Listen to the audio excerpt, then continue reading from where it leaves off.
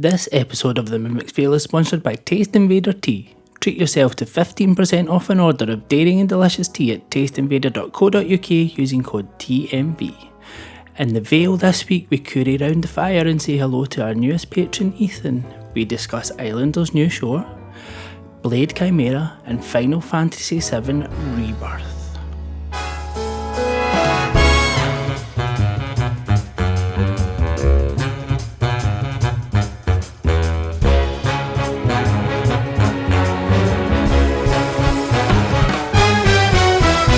Well, gentlemen, I am very happy to report that I'm out of my post-Expedition 33 slump. Nice. Officially. And, I was a bit worried last week because, I was gushing about rematch. I was like, is this me now? Am I a live service guy? Am I not a real gamer anymore? Don't worry.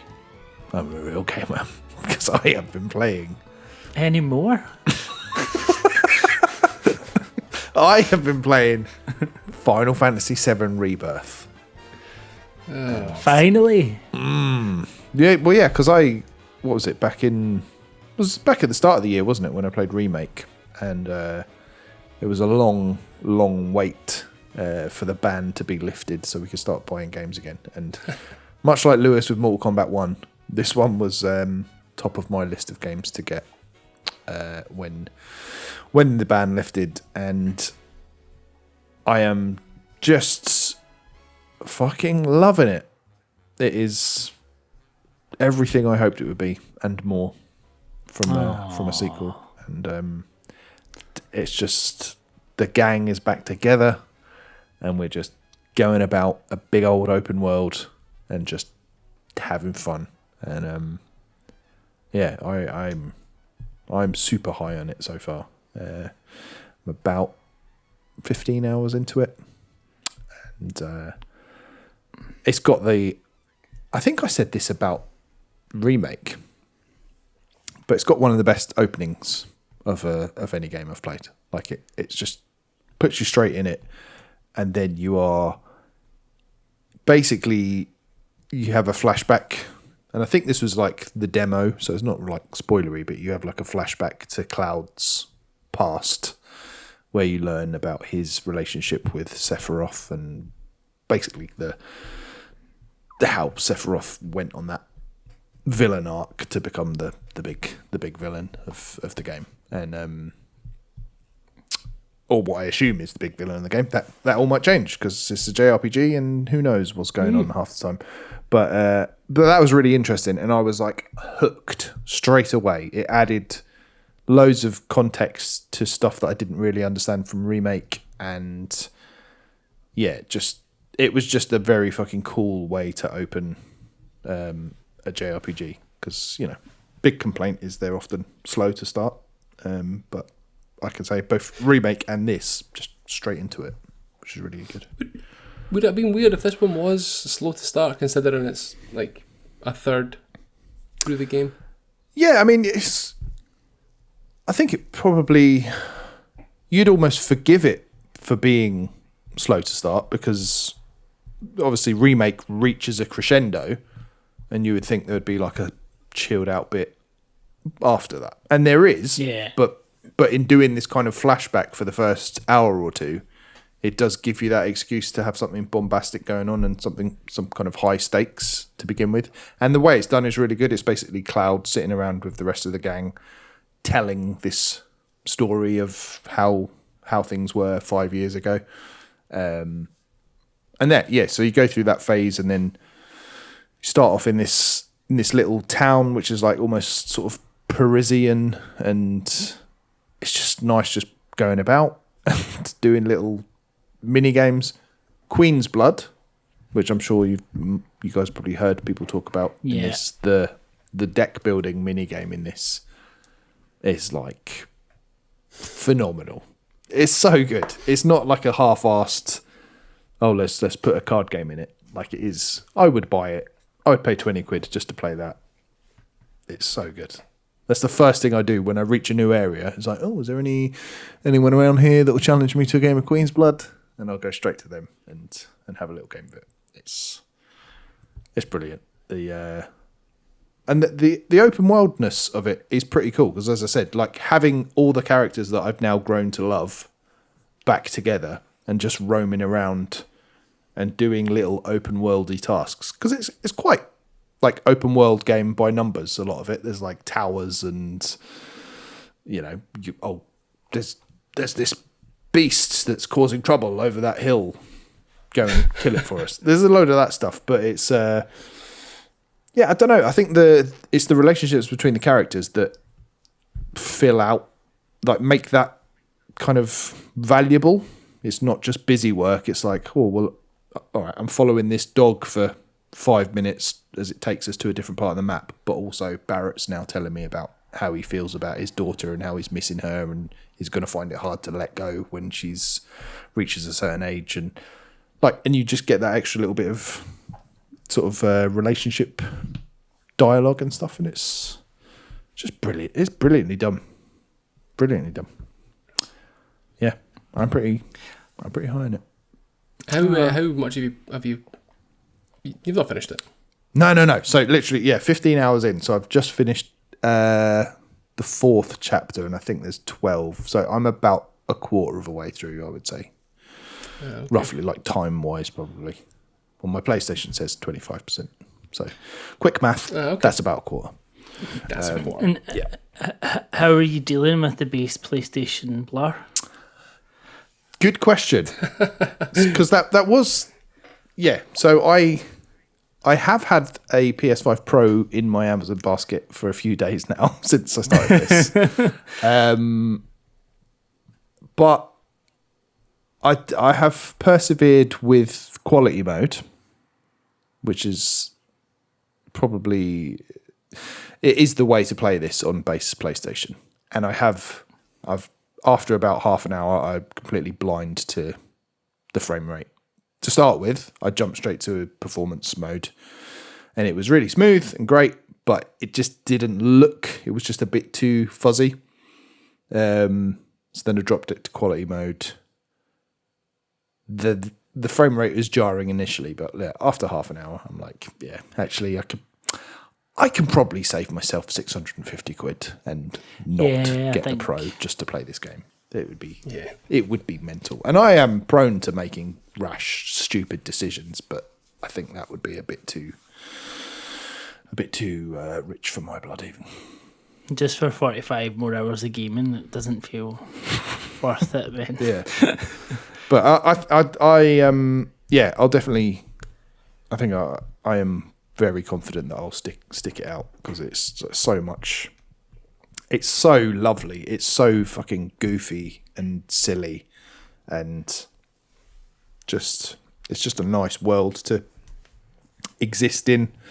The combat's really good. It's like it's not as good as Expedition 33's combat, which was like amazing and revolutionary. This is more like your standard, a mix between action combat and turn-based, and still very good. But yeah, in comparison to Clair Obscur, there's nothing else is going to hit those heights, I don't think. Or even like Metaphor, I think the combat I probably preferred in that, but still more than serviceable. And yeah, it just makes me want to go back, play the little, was it Integrate? I always forget what the Integrate, yeah. To play that and just play more Final Fantasy in general. I love how fucking silly it is. Does it make you want to go back and play the other remaster 8 and all that sort of stuff? Because you've not had the best experiences with the earlier games, have you? Yeah, so I bought as I said, I think a couple of weeks ago, I bought the Pixel Remasters collection thing, which is like 1 to 6. And then I think I own 7, 8, and 9 on Switch. So, yeah, I would like to, because I do like that. I think the thing I like about it is and maybe the thing I didn't like about 16 as much, I found 16 to be quite serious. I don't think there was enough of that levity in 16, whereas I think that's what Final Fantasy does really well. is that, the world's going to end. There's there's really high stakes, but also there's let's stop and play a piano mini game for no apparent reason and stuff like that. And it's music though. I thought you'd be into that. I thought you'd like it. Yeah. No, I do. I played the piano mini game until I got like an A rank on it. Because it was like, it was quite addictive. But the music in general is sublime. Like it is like, to just be walking around. And obviously I've got no real nostalgia I've got no nostalgia whatsoever for Final Fantasy VII, but still the tracks when they're coming in are like hitting, and some of them I'll sort of recognise. I don't know how anyone couldn't fall in love if they immerse themselves in this game. Like play Remake and then play this, and exquisite. Yeah, maybe. Yeah, it feels like such a big undertaking, and one that I know that I'm not going to see the end of for another 5 years or whenever the last one's coming out. Yeah, I know I can go back and play 7.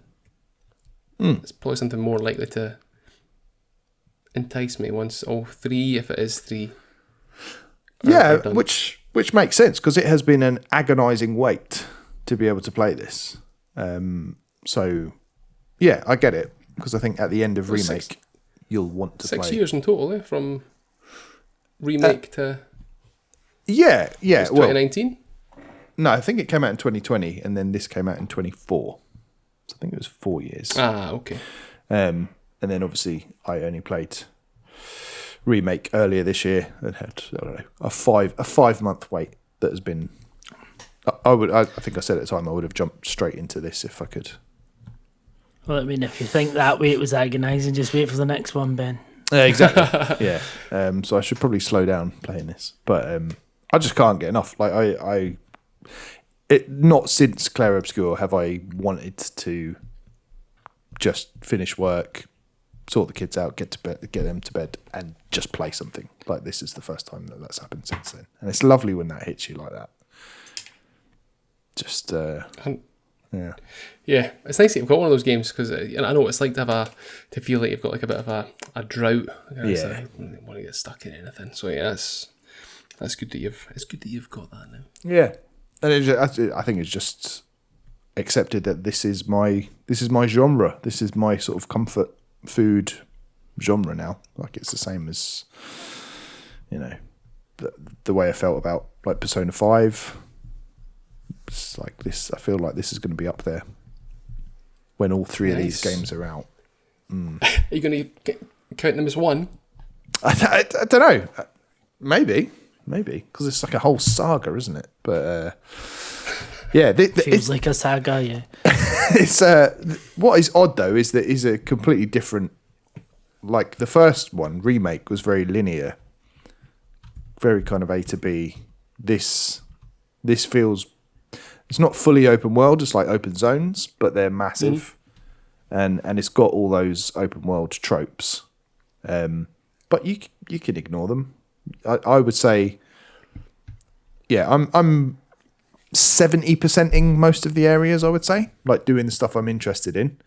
But then just like, okay, I can't really be asked to go and look around a map to find 3 hidden items. I'm just going to crack on with the story. And the story is just delightfully silly. You find yourself in all sorts of scrapes, and it's I just love it. Wow. Well, I'm glad it's been worth the wait for you, Ben. Yeah. It's just a shame that neither of you guys will ever play it. I mean, I this is when I was quite tempted to play when it came out because everybody really liked it, but I just couldn't be bothered playing the first one. Like, you don't really need to play the first one; it tells you enough. But like, still feel like you do need to play the first one. I think the first one. I think there's a decent recap at the start. And the story is largely bollocks. Like, I really don't think it matters that much. I feel like diehards will crucify me for that, but it's a JRPG, you kind of know what the vibe is. No Shakespeare.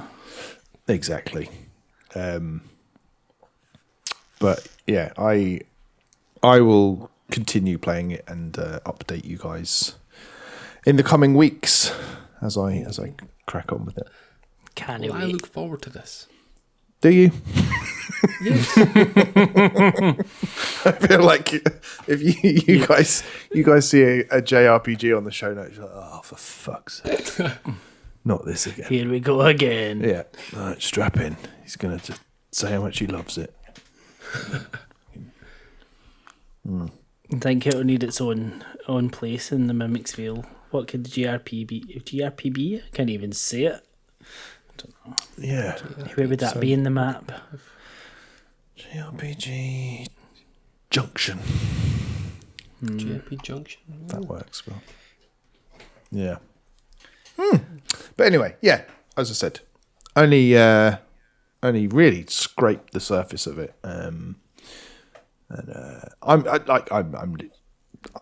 because I know how I left it at the end of chapter 4. I'm now like, ooh, can't wait for the next bit. And it's such a nice feeling to have that. So I'm giddy as a schoolgirl.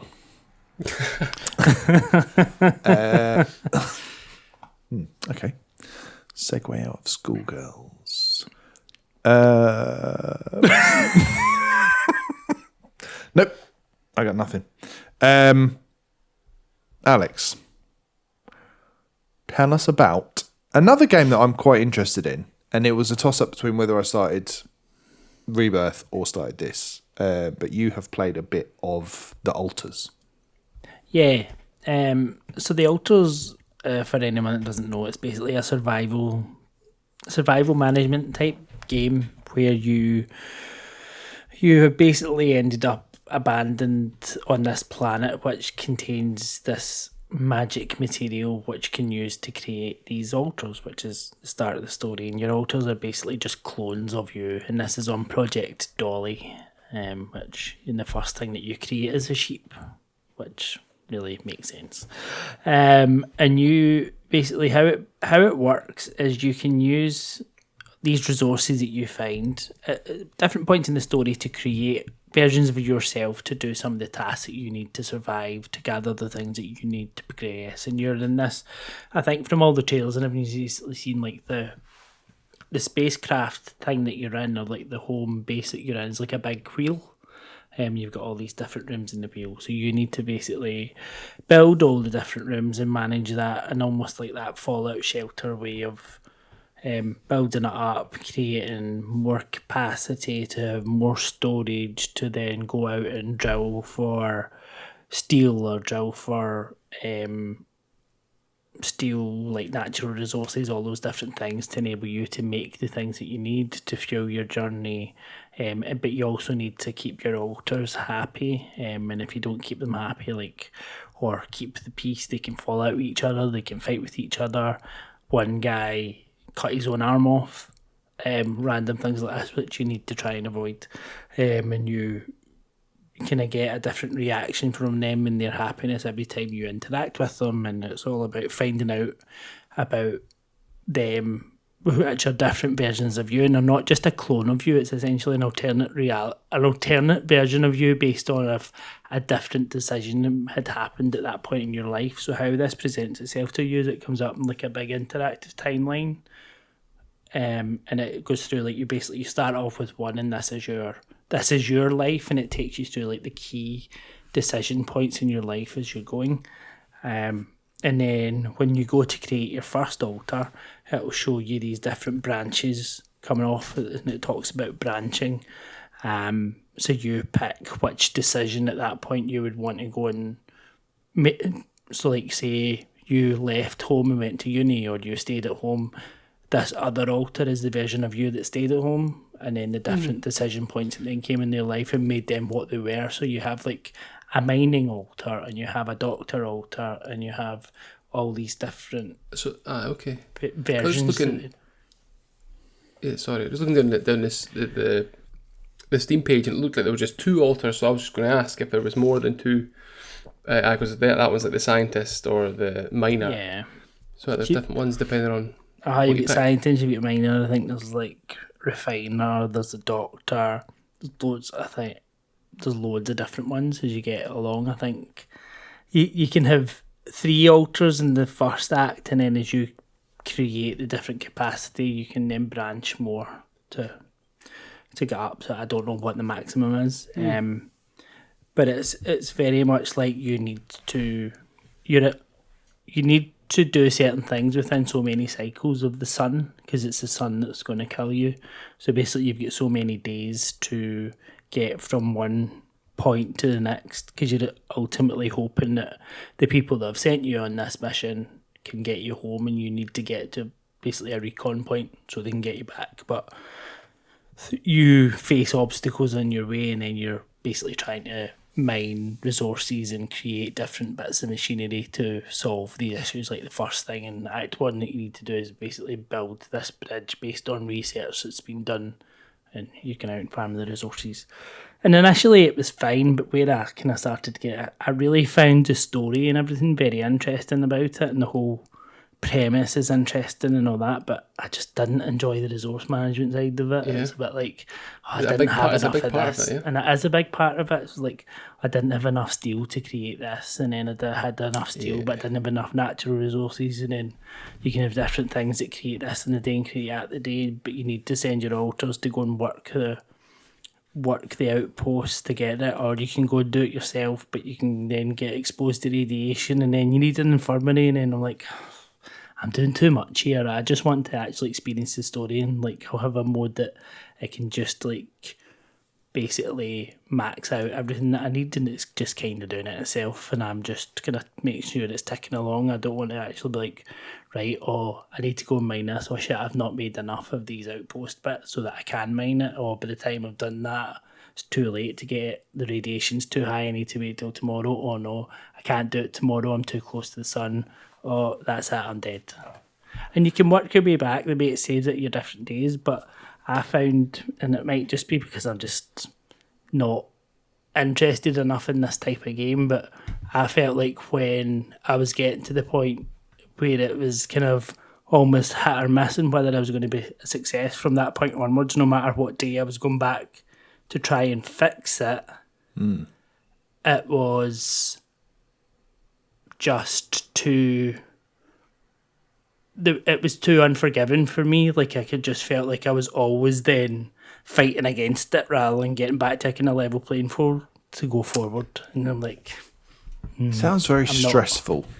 I think that's the thing that's come across in like some of the reviews, is that it's not like a pleasant experience. It's like, yeah, you're constantly stressing and keeping up with resource management and stuff, and that I think that was the deciding factor of why I started Rebirth and not this, is that stress you've just described is like, I don't fancy that. Because I think it really deserves all the praise that it's getting, because it is really interesting, and I think the whole premise of it is interesting, and how it's presented to you. Like the base is all really quite cool, it looks really nice, and all the branching stuff, and seeing all those different alternative versions of your life and how that worked out and what decisions drove like that branch to become, and then have the ability to read each bit of it and how detailed it was and all the kind of different life choices. But I just wanted that story. I don't want the rest of it, and for me the rest of it's just put me off too much to get to the end, whereas I would just quite like to see how it all plays out and get all the altars and kind of see it that way. But I appreciate it for what it is, but it's just not a genre for me, really. Yeah, it's a cool premise, and it always has been a cool idea. But there's something. So the backlash that came out that they'd used AI for just like some of the flavor text on a screen, wasn't it? That had an AI prompt at the top of it, and they got caught out on that. But now I'm like looking at it and going, I've always thought there's something off about the key art of that game, with all the all of the altars like looking up at the camera, and now I'm sort of second guessing that, and it's like, have they fucking used AI for that? And that is enough of a seed of doubt to make me go, actually, I don't trust this game anymore. I'm not gonna. Yeah. This is an art, and I've now outright just dismissed it because that's like enough negative things about it now that I've heard that. Yeah, it's a cool game and a cool premise, but I'm just like, nah, there's enough stuff to put me off now. I think that's fair enough. That you don't want to play it if it's AI, because like not in terms of games, but I was watching some videos on YouTube, and they said something that no human would say it in that way. I was like, is this AI? Is this an AI video? It was a voiceover over the sort of video itself. And I was like, fucking hell. It's just so much stuff now has AI in it, and it needs to get in the bin. It does. I think it's a fair enough reason to not want to play it.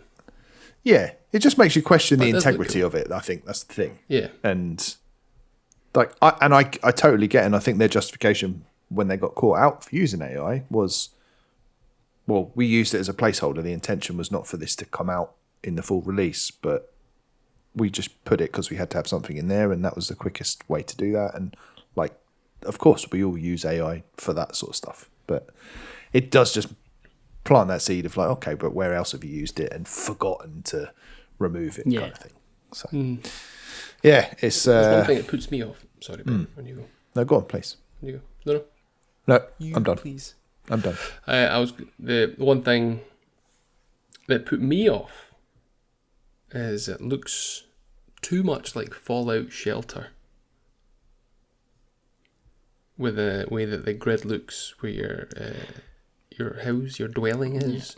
Yeah. When it's like going from screen to screen. Like I was watching a video here, I was like, this just looks like 3D Fallout Shelter.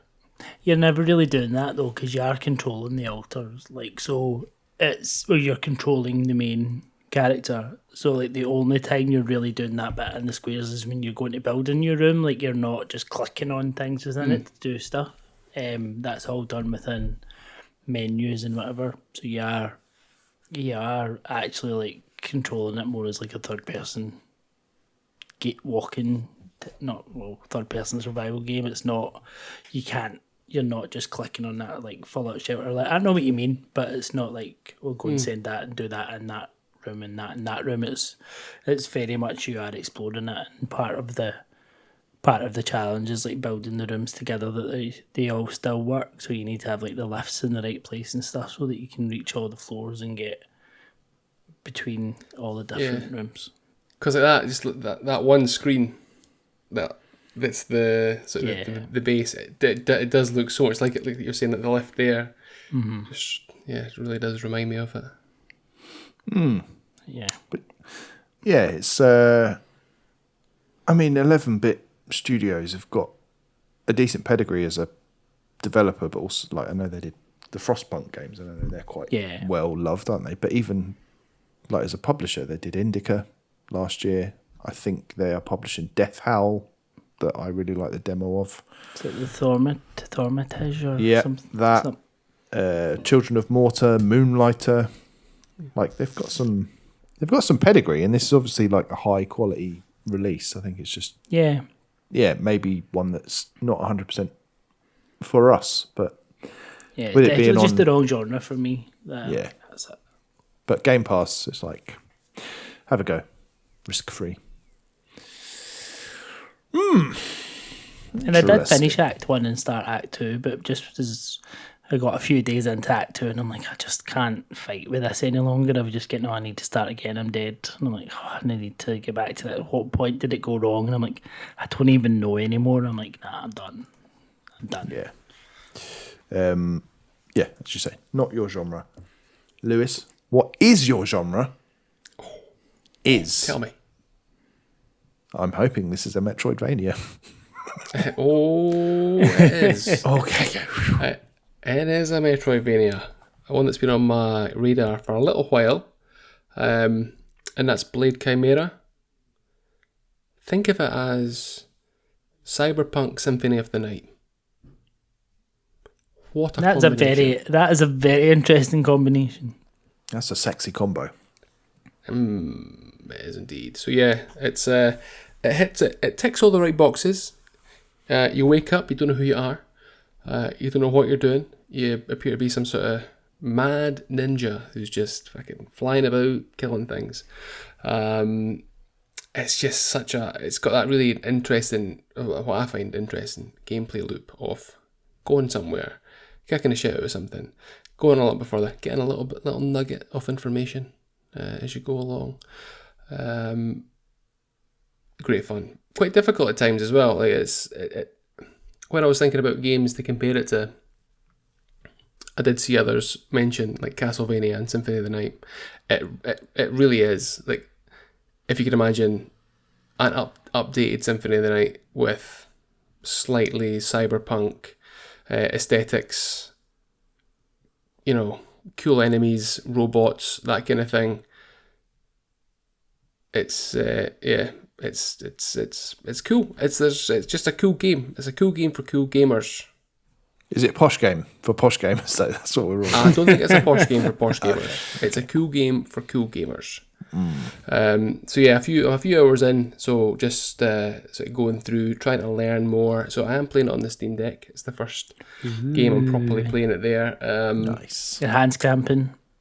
Hands cramping like crazy playing it. Actually, I did have to remap the buttons. Right. Because, well, yeah, it's like X, Y, A, B, right? Yeah. And so A was shoot.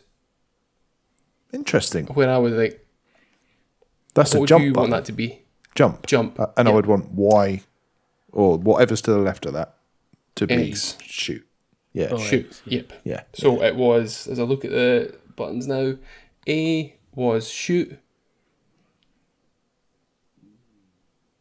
B, I think B was jump.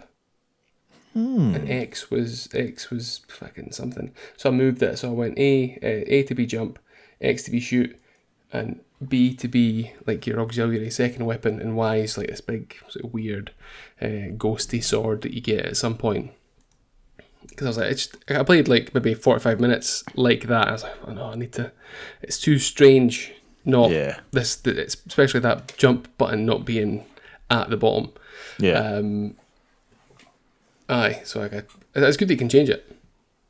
Yeah. Is that within the game or was that within Steam Deck like control Within the game. Oh, that's good. Within the game. But yeah, it's cool. You got like, you seem to like your sort of save stations are these, they look like post boxes. And you can visit people, you can buy weapons from them, you go around, you can, there's skill trees you can upgrade, like how you are attacking. There seems to be quite a lot of weapons dotted around the place as well, so like, if you go down a path, there might be like some sort of special sword that you can equip. It seems to be fairly interchangeable in terms of the amount you find. It doesn't seem like it wants you to keep the same loadout of weapons for any great length of time. Do weapons break or run out of ammo? No. So your gun has a certain amount of shots, but they refill. Okay. And then you've got like what is basically a magic meter. The more you use it, the more it depletes. But if you use your gun, let's say, or a normal sword, it replenishes your magic. If you use your magical sword, like your Y button move, it replenishes your health. So say you take 10 points off damage off of somebody.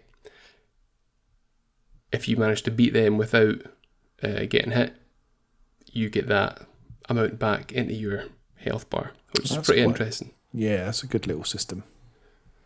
But you can also buy like food from shops but yeah, I'm not at the point where I'm like, man, I really need to have a burger. Or, what I've noticed is you go into a toilet and there was a donut in there, or like a toilet donut. I've not had that requirement yet, but it's cool. So like that sort of spectral sword, you can use it as a as a platform. So say you're jumping across something, you can stick it into the wall, stand on it, and that helps you get to higher platforms. And you go around, you need to find like key cards, that kind of thing, to get to areas. All the usual further. Metroidvania shizzle All the usual stuff. that you love. Yes. But with that, And the way that I like it controls, again, is more of a... I was going to say, no, I like the idea of like having melee combat and a gun as well, and then kind of like working off each other as well. So you almost have to use both of them. That's quite cool. Yeah.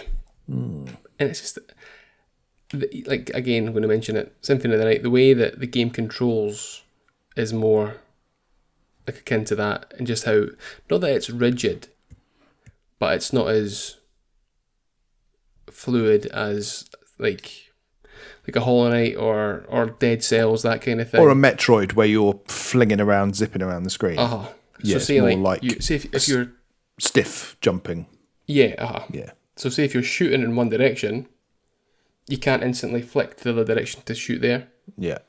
There's like a little cooldown period where then you would turn. And I feel like that's quite a Castlevania type thing, where it's like, no, you're not just able to like zip around the place. You've got to actually consider your movements. Yeah, it's more deliberate. I can I just say, I love that you've just jumped straight into Steam. This is like a proper Steam Deck game. This is the way. Well, it's in the family library. Yeah. That looks cool. Have you got any idea on the HLTB on this? 7 hours. Oh, that's a lovely. oh lovely. Very nice. We like that. But it goes You on might at a have fair a old... completion on your hands. Maybe, yes. Goes on at a fair old rate. Like, it's like, from what I played, like, it's again like one of the, like you were saying about Final Fantasy. It's one of those games that like I want to go back to playing, and I've not had that in ages. Yeah. For games that I've played this year. I'm looking forward to getting cracking and getting it finished. That's brilliant. You get it done, then get onto Expedition 33. What a time to be Lewis. See, but we've been telling you all this time. This is what's been waiting for you. He does things at his own pace. He's like Nintendo. He marches to the beat of his own drum. Will not be forced. Just as I'm sort of going through the video and stuff like that on Steam, your sword also does certain things, so that if there's the sword speaks to you, it's like, oh, can't you sense it?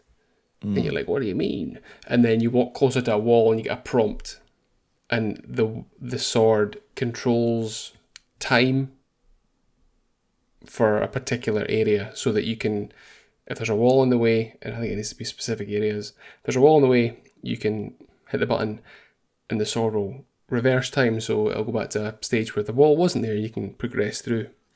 Or you can have it like, you'll see this weird structure, and if you go up to it and hit Y, like a big pillar will appear, so you can like jump up on top of it and it'll help you get to another place.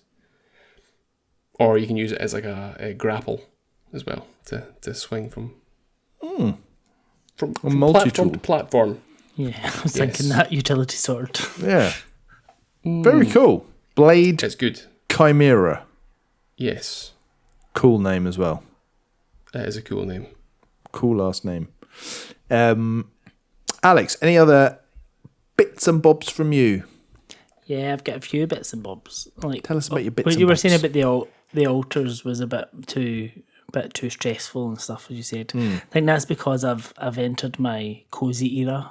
I've been doing a lot of cozy gaming, and I'm going to mention a couple of games quickly and not talk too much about them because there's not really a lot to say. But 2 games I've finished is Trainlax, which is it's not laxative. It's not a very good name, but it's a little puzzle game where you essentially you've got basically your puzzle is just joining together a train track. It's like a little model train track, and then the trains will go through. The trains need to get from A to B, but all the pieces are in the right places. You just need to rotate them to make one continuous track, and there was like 126 puzzles, all very chill, and you just need to finish them. The wee train goes, you do the next one, lovely.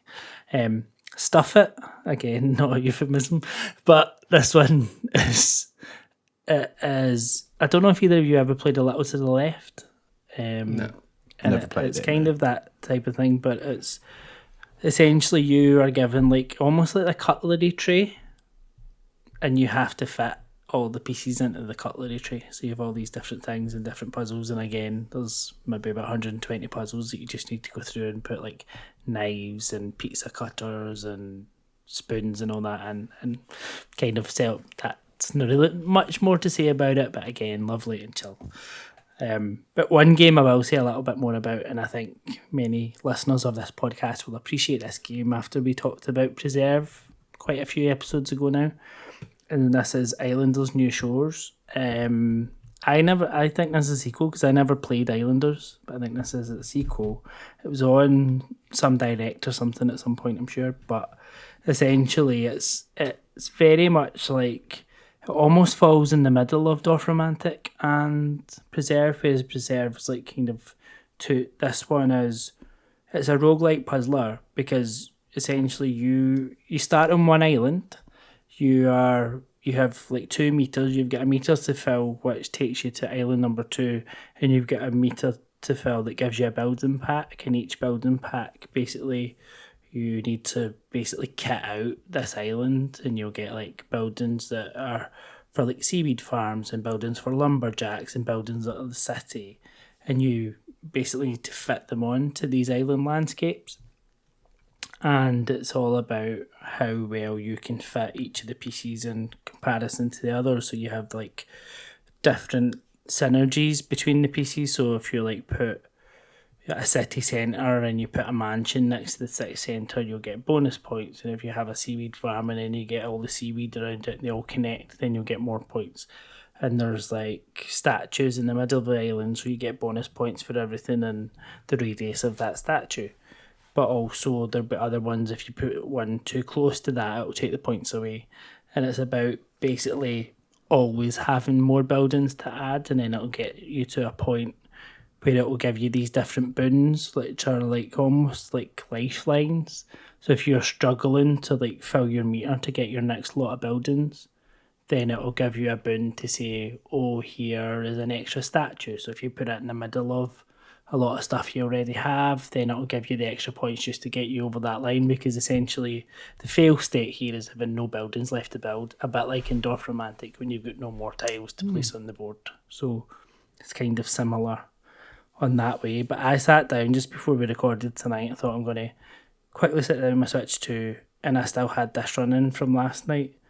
And an hour and 20 minutes later, I was still just sitting there, like just going and going and going. It's just so chill, and the islands are really nice. Like when you get from island 1 to island 2, it'll give you like a choice of 2 islands, and it can be like tells you a little bit about it, and you can have like this fantasy type island, and it's all like this like pink and purple colour palette and all that, and different things that you have on it. Or it can be a safari type island, and it's all your browns and your yellows, and it's all but it's all very chill for the, again, a bit like Dorfromantik. And although you are always there like with something on the line, and there is a fail state kind of almost quite near to you, you never feel stressed with it.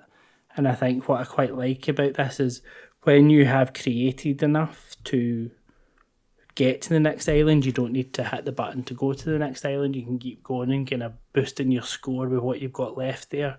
And then when you think, all right, I don't think I'm either going to just about hit the wall here and I'm going to have nothing left to build, or I don't really have any space, then you go and you start again on the next island, and it takes you down where like you need 20 points to get your first building pack, and then starts at the bottom rather than starting at like, whereas you'll get to a stage where you maybe need 100 points for your building pack. It takes you right back to the bottom level again. So yeah, I really, really like this, more than I expected to, and I can see me putting lots and lots of hours into this game. It's lovely. Yeah, it's lovely. It looks really nice. It's all kinds of chill. And from the same developer as SteamWorld Build, apparently, which is one that I've wanted to check out since that came out a year or two ago. Interesting. But It's can you stop playing these games on your Switch too, though, so we can all play them in the family library? okay, sorry. Yeah, come on, Alex. Yeah. I apologise about that. Look at where we are now. Alex is the one still know. playing on his Switch 2. It's crazy.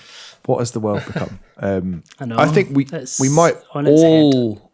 I mean, this episode is releasing on the day that DK Bonanza comes out, so there's a good chance in the next couple of weeks we might all have some Switch 2 action.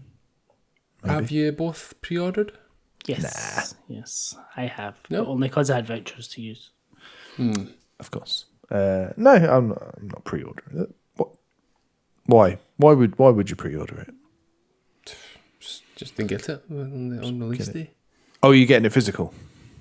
Yes. Yeah. I'm going to try and avoid physical as much as possible. Switch 2. Yeah. Interesting. Yeah. Just too much I clutter. want at least... yeah, there is that. Yeah. I want at least one so I can see Red the box. cartridge. In the box. Yeah. Remember with the Switch, we're always like, the Switch box, the Switch, that whole thing was like the top of the pile in terms of how good a box could look. Yeah. We're like, yeah, I want the Switch Special Edition because it looks the best. Yeah. It's not the same with the Switch 2, is it? It's not. like a plate full of vomit. I've got one physical Switch 2 game, and it's just one of those game key cards for Bravely Default. And it just, look at that, it just doesn't look. It's that fat red banner at the top that just ruins it, isn't it? And there's no game in there. Well, there's a key card, which is basically. Oh, like, yeah. Yeah, which. With fine. the stupid thing at the top. The key. Yeah. But I got that. It was a good deal. I'll get physical stuff if it's a good deal. But yeah. I bought that today. What, Bravely That Default? was on it. Yes. That's like that's the least Alex game. I Well, you never but, know. I mean, You it was never a switch to a game, and it was in a deal. So, and I don't have any physical ones, and I thought I'm just gonna get that. There As we well. go. Nice. Good. But yeah, Well then. what's next, Lewis? What is next? Well, the thing that is next is we're all gonna play a game, right? And that's a game of guess the outro. Conundrum. Dun dun dun. Again. Can I just say I am still livid from last week because I feel So like you we should have got that so much quicker. So I'm going to really try and clear my mind this week and Okay. see what happens. But You will need there's it. no benefit You'll in need getting it. it early, Ben, because then you don't get the conundrum. You don't get the conundrum. That's true. I want to beat the conundrum. I want to get it before the conundrum. Right, that's Yes, the challenge that's for the this goal. evening. I'd rather you didn't, especially on this one, because I don't know if you noticed, but at the start of this episode, I looked pretty distracted. I was very distracted, in fact, because I realised that the conundrum was not an exact anagram. There's no extra letters in there. There wasn't enough letters. See, Lewis, So that was me it's not easy being in that seat, is it? It's a lot of pressure. frantically trying to fix it. Heavy is the head. Yeah. So Ben was talking about Final Fantasy VII. I mean, you would have tuned out anyway, so you might as well have done something. Lewis was over there playing Countdown. If you go back and listen, there may be in a long period of time when I was quiet, they went, ooh. That was when I was like, oh, fuck. Okay, right, give us a Right. clue. 10 questions. I'll give you a clue. There's a few last week. There's a few clues. We'll see how we go. Pepper them in. Clue number 1. The developers of this game were Hot B, who were founded in 1983. So it's an old game. Or is that an old game? They've just, Hot just a B developer is the that's name of been the about developer. For a long time. Hot Yep. B. Okay, question 1. Does Hot B still exist? Does Hot B still exist? Like, are they still making games? Let me consult my notes. That's a very bright page, almost like Wikipedia. Potentially. No. Nope. Okay, No. Hot B are dead. Is that Hot B as in the letter B or as in the small creature? The letter. Okay. That wasn't question 2. It was just a Right, I think we should just try and work out what the B stands for. I think that should be, the game. Should we see if the fact that it was founded in the 80s is a red herring, or should we work out if the game actually came out in the 80s or 90s? Yeah, that's a good question. 80s or 90s. That's a good question. Did the game release in the 80s or 90s, Lewis? Yes. Yeah. Okay. I'm too young. I can't remember that far back. Yeah, same. Yeah, we're kind of out on a limb here. The Wii was my first console, so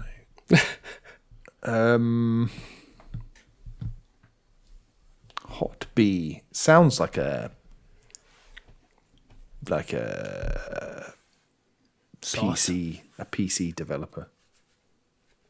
It does, doesn't it? Yeah. It does.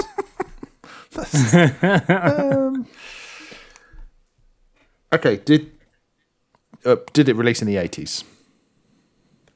No. Okay, 90s. There we go. So it took them ages to release to develop it. I wondered if they had more than one game. Oh, I'm sure. Wondered if it- I'm sure Hot B probably had a. Did B stand for bit? Oh, maybe. Okay, Alex. So released in the 90s. That's all we've got to go on so far. Yes. Was it a console release, or was this did it release on a console in the 90s? Yes. Okay. So it's not a PC. Well, it doesn't mean it's not a PC, I guess. But Did you mean exclusively on a console though, Alex? no, well, kind of. Don't know. Yes, that's what I meant, Ben. That's what I meant. That's what you meant, Lewis. That's what Because I'm generous. Unlike the last proprietor of Guess the Outro. It was a console exclusive. Oh. You mean to one particular console?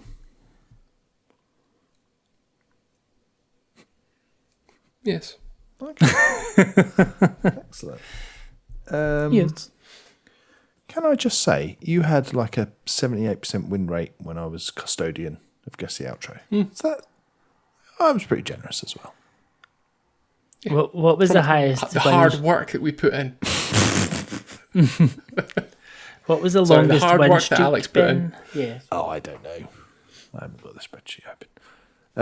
I want you to get 100%. Okay. Well, we're on course for that, so that's good. I mean, you It's been a literally strong give us the answers. Anagrams aren't easy though. Okay, console exclusive, released in the 90s. Was it released on a Sega console? Yes, Ben. Boom. Okay, Hot B Sega console, 90s. You are breathing down its neck. Did it have one of those yellow bits in the do you remember the Sega was just- cartridges that did with yellow bits? But I think that was just EA, wasn't it? That was just EA, yeah. They were cool. Cosmic Spacehead. A really strange shaped cartridge. I'll give you a clue right now. Okay. Want a clue? Yeah. Yeah. The game is heavily influenced by steampunk.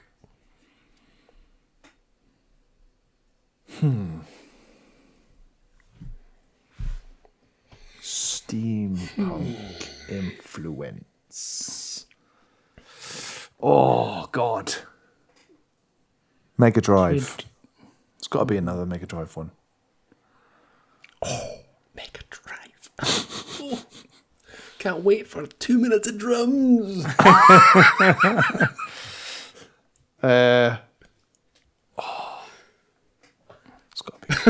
This one's outside out with my wheelhouse, I think. I don't. Okay. Can I just say, not to put you under pressure, I think yous are going to struggle. Thanks. Because it's some obscure shit that nobody else has ever heard of. Question 6.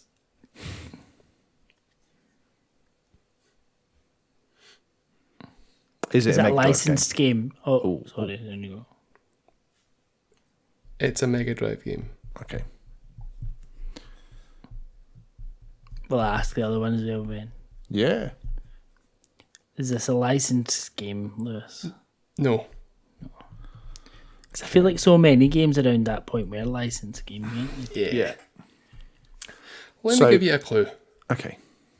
Or what were you going to say there? No. Please give us a clue.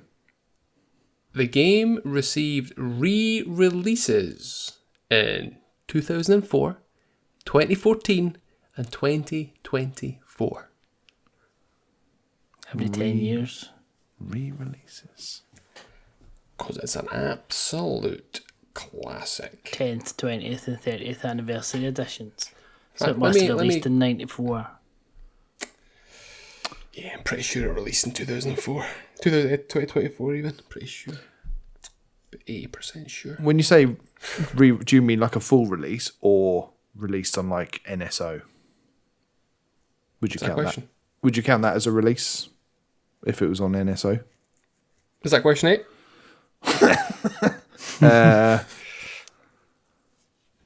It was more a clarification than a question, Lewis. Sounded like a question.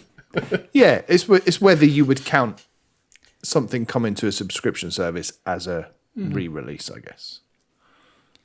That's a clarification. I would. So I suppose it's more for clarification purposes with those re-releases that you mentioned in 2004, 2014 and 2024, like 10th, 20th and 30th anniversary edition type releases. Is that question 8? Sure, No, sure. it's a we'll take that as- clarification. Actually, it's question Yes, 9. we just but take let's it say to it's question 8, yeah. No. I'll give you no. They weren't anniversary. As far as I'm aware, they weren't anniversary editions. Okay. It's just purely Coincidence. coincidental. steampunk. The steampunk vibe. Re-released as recently as But we're not gonna 2024. get it. Not with that attitude. And it's thing is, it's got to be quite a long title for it to be an anagram as well. So we've got that. That's the meta game. It's not going to be because my first thought was it's a game called ESWAT, ESWAT. It was a Mega Drive game, but it's not that. 'cause Tweez. That would be a shite anagram. What else? What else can we I was do to thinking narrow like it down? Castle of the Illusion or something, but that's the license game. Yeah, Do you want me to give you a couple of YouTube comments? sure. Add to the confusion. Yes. YouTube comments. I have a question about Motorhead's Armada. Are they all automated, or are there actual enemy soldiers piloting these machines? And also, Who's I'd Motorhead? forgotten I'd ever played that game until I heard the music. It's because it slaps. That slaps bit at the end, that was me. I added that for flavor. Okay. Right, Alex. I've had another. A game with a character called Motorhead. I have got a game that's popped into my head following that clue. And that game is Dynamite Heady. Oh, that's a great game. Never heard of it.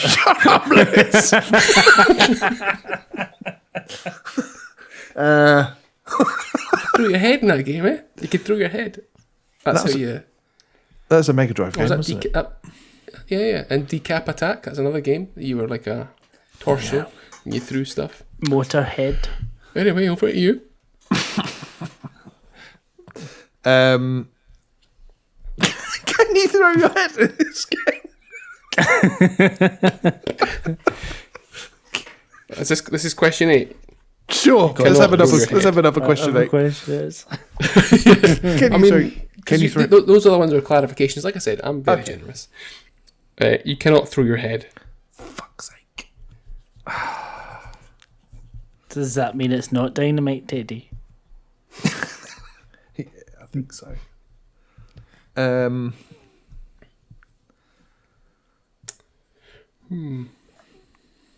Also got a little blurb about the game. I'll give you after question 9. Okay. I presume I've already asked 9 questions. Just give us. I think we're about I'll give you 9 if you want. Go on. Then. Well, the game has a steampunk inspired setting. During the year 18XX, the age of redacted, took the word out because I thought it was a giveaway, an age almost familiar. In the earlier game materials, this is explained as being the 19th century of an alternate history.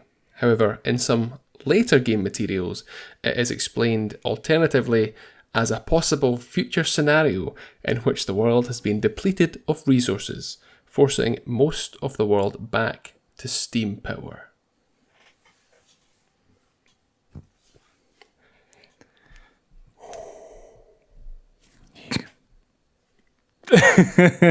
Bastard.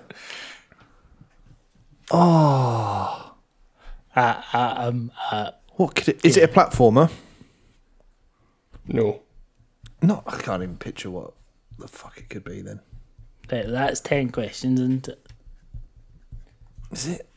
I've written down 9, but yeah, you did ask about I just count 7 one of them for as a question. Several. 7 for question 8. Let Okay. me say that. Is there anything else I can tell you before I give you the conundrum? I have spoke about this game. I've spoke about this music on multiple occasions. I've even hummed it on, I'm sure, a Mimic's Veil.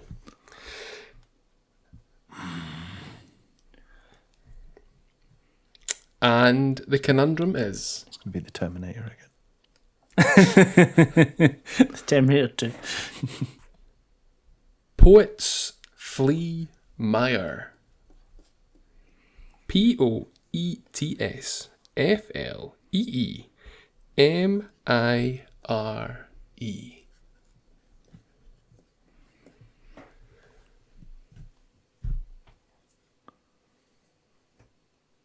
love this. It's like properly down there. Alex, what do you do? What's your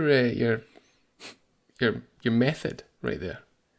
What method? What do you mean? Yeah, for doing the anagram. I just start writing words and see what okay. I've got left with. I've got the. Duh.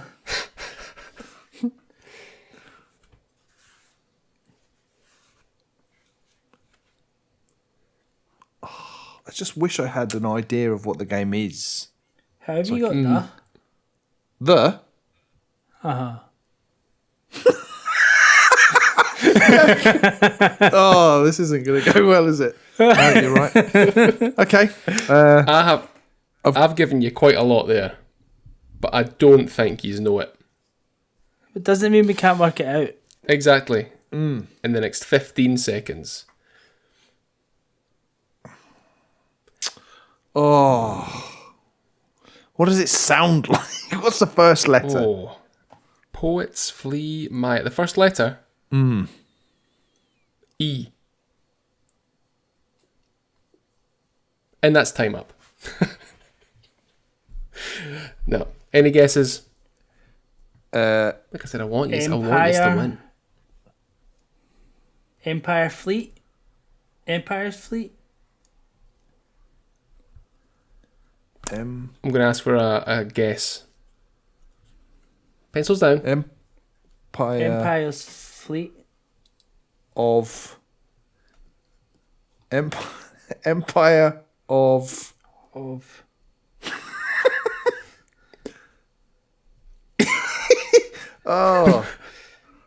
Come Come on. Pot. Empire of...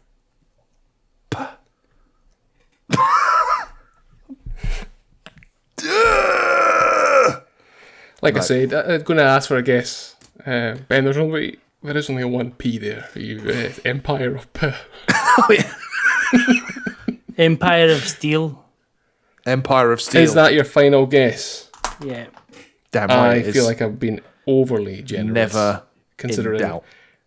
a minute and a half ago I said that was 15 seconds. It is, in fact, Empire of Steel. Knew or it. Steel Empire, if you're in the US, but we aren't. That was throwing me off with the anagram. That was I was American today. Very good, Alex. I've learned from this that Alex is really good at anagrams, and that's what's keeping us afloat. Well, Alex is good at anagrams, and I'm just very gracious. Keeping the fleet afloat. You're good at clues.